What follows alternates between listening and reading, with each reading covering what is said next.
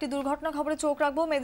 পশ্চিম মেদিনীপুরের কেশপুরে আজকে একটি দুর্ঘটনা ঘটেছে। যাত্রা দলের বাস সেটি নিয়ন্ত্রণ হারিয়ে ব্রিজ ভেঙে পড়ে যায় খালে। যদিও খালে জল না থাকাতে প্রাণহানি এড়ানো গেছে। আহত হয়েছেন 25 জন বলে আমরা জানতে পারছি। বিস্তারিত জানবো, আমাদের প্রতিনিধি চম্পক দত্ত আমাদের সঙ্গে রয়েছেন। চম্পক, ঠিক কিভাবে দুর্ঘটনা ঘটলো?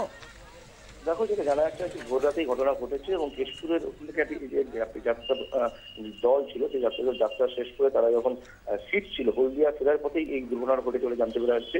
এবং ভোরবেলায় যখন এই ব্রিজের উপর দেয় সেই সময় চালক নিয়ন্ত্রণ হারিয়ে ফেলে। সেই নিয়ন্ত্রণ হারিয়ে কিন্তু ব্রিজ ভেঙে সোজা যে নিচে খাল রয়েছে সেই খালে কিন্তু পড়ে যায়। তবে সবথেকে কথা হচ্ছে, যেহেতু খালে জল ছিল সেই জন্য একটা বড় ধরনের দুর্ঘটনার থেকে রক্ষা পাওয়া গেছে। তবে ধাক্কার কারণে 25 জন আহত হচ্ছে, তার মধ্যে 7 জন অবস্থা গুরুতর হয়, তাদেরকে মেডিকেল কলেজে ভর্তি করা হয়েছে। তবে একটা কথা বলা যেতেই পারে, যেভাবে অ্যাক্সিডেন্ট হয়েছে বা যেভাবে বাস নিয়ন্ত্রণ হারিয়ে খালে পড়েছে ব্রিজ ভেঙে, তাতে একটা বড় ধরনের দুর্ঘটনা ঘটতে পারত। প্রাণহানিরও আশঙ্কা থাকতে পারত, কিন্তু সে সবকিছুই এড়ানো গেছে। যেহেতু খালে জল ছিল না এবং এলাকার যে লোকেরা রয়েছে তৎপরতার সাথে সঙ্গে সঙ্গে তাদেরকে, যারা আহত রয়েছে তাদেরকে গাড়িতে করে নিয়ে হাসপাতালে পাঠিয়ে দেয়। সেই কারণের জন্য কিন্তু একটা বড় দুর্ঘটনার থেকে রক্ষা পেয়েছে।